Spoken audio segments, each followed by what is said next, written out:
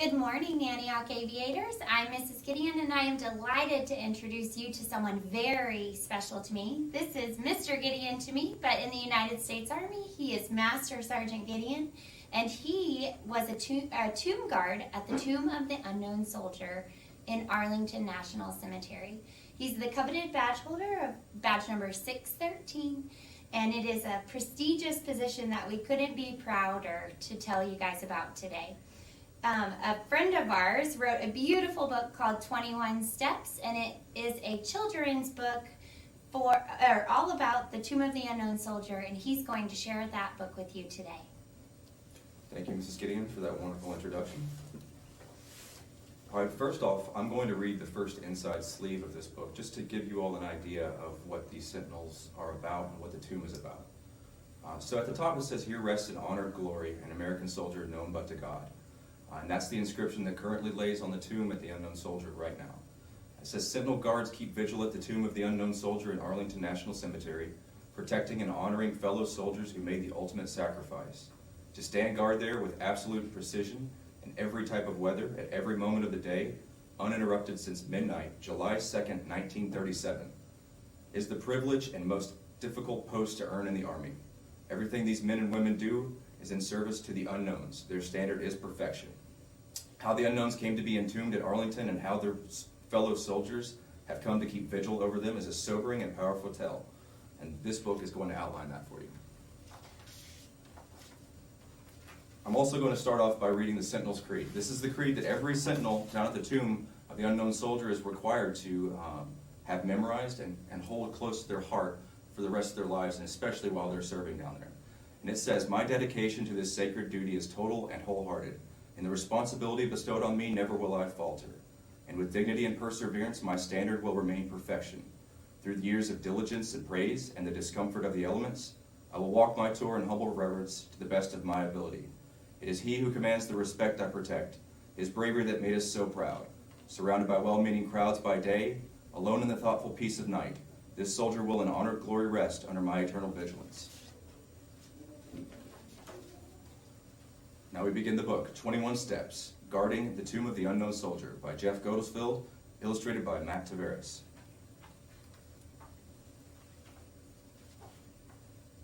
I am an unknown. I am one of many. We fell for the last time in the Argonne forest, at Somme, Belleau Wood, face down in trenches, face up on hillsides. We fell 1,000 ways. In life, we were our mother's sons. In death, we are faded photos on the mantle, empty chairs at Thanksgiving, prayers in the dark before dawn. We are known but to God.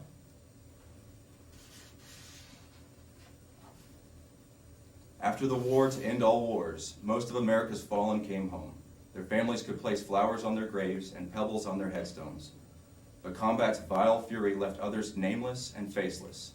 There was no way for loved ones to claim us, no place for our nation to honor our sacrifice. In 1921, one unknown returned to stand for all. I was transported by the Navy to Washington and lay in state in the Capitol, where an army of mourners filed past my casket. Many were families whose sons died nameless and faceless. As they knelt, prayed, and anointed my flag with tears, I felt their stories. The stories of a Boston kid who swung for the fences, a Texas boy who broke horses, a Choctaw Nation farmhand, a Nevada miner. In that moment, I became theirs. And if you noticed in that story, the date it listed was in 1921. So this month, we are now 100 days away, as of today, of the internment of the Tomb of the Unknown Soldier. So this year is the 100th anniversary. So it's a very special date. On the 11th day of the 11th month, at the 11th hour, a team of horses bore me to Arlington. Thousands packed the amphitheater. There were speeches, taps, and a 21-gun salute when I was laid to rest. As the day lengthened, those for whom I died lingered and drifted on the roiled waters of loss. I gave them peace.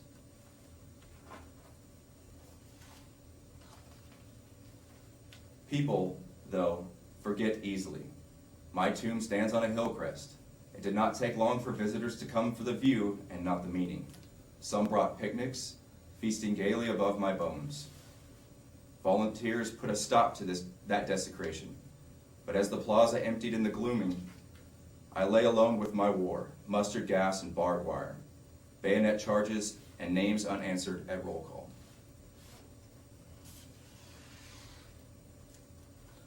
Late one half-moon night, I heard footsteps, the sharp click of heels, silence.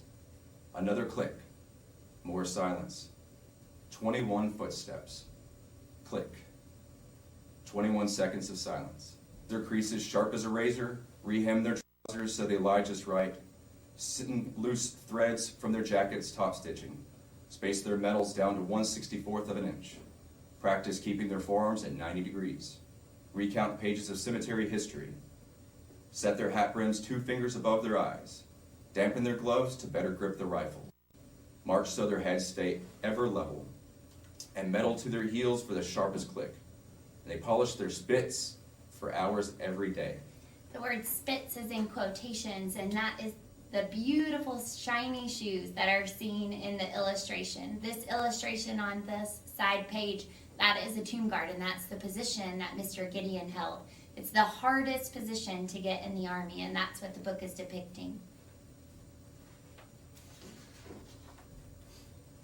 The tomb guards are men and women of every race, religion, and creed.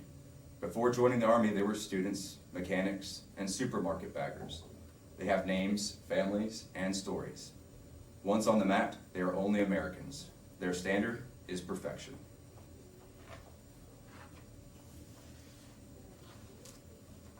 My guards were present when more unknowns came home, one from World War II and one from Korea. Then, years later, one from Vietnam. They lay in state in the Capitol as I did, where an army of mourners filed past the caskets. Many were families whose sons died nameless and faceless. Mothers, fathers, sisters, and brothers knelt, prayed, and anointed the flags with tears. Their stories were different, and yet the same. In time, though, through the wonder of science, the Vietnam unknown was named and returned to his family. His crypt is now empty. We who remain are never alone. Our guards keep faith.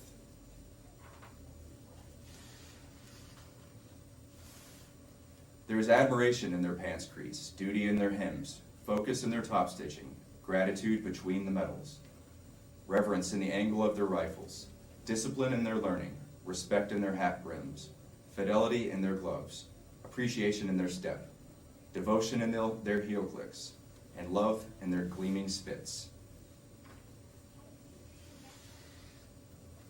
I am an unknown. I am one of many. From Bunker Hill to Heartbreak Ridge, we gave all we had for our country and freedom. The tomb guards give all they have for us.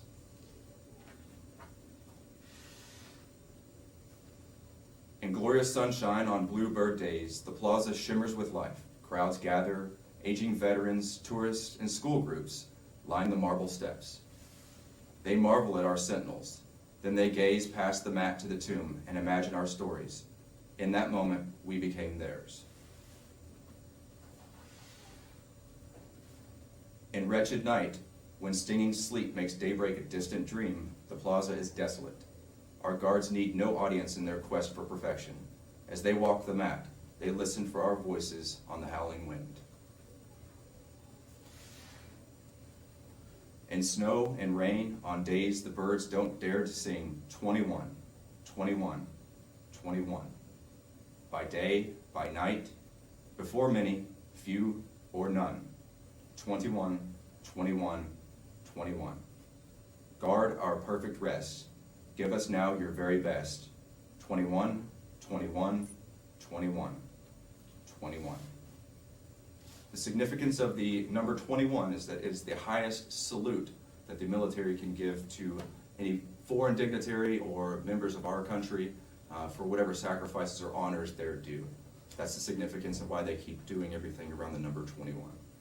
So when the tomb guard or the sentinel passes, he takes exactly 21 steps. He pauses for 21 seconds. He turns. Every single step that they take, it is all in reverence of the tomb of the unknown. And all is in number 21. This finishes our book, 21 Steps by Jeff GOTTESFELD and illustrated by Matt TAVARES. Thank you so much, aviators, for allowing me to come here and read you this book today. And we'd like to thank you both for the sacrifice and commitment that you've made, and what an honor and privilege to meet you. Thank you.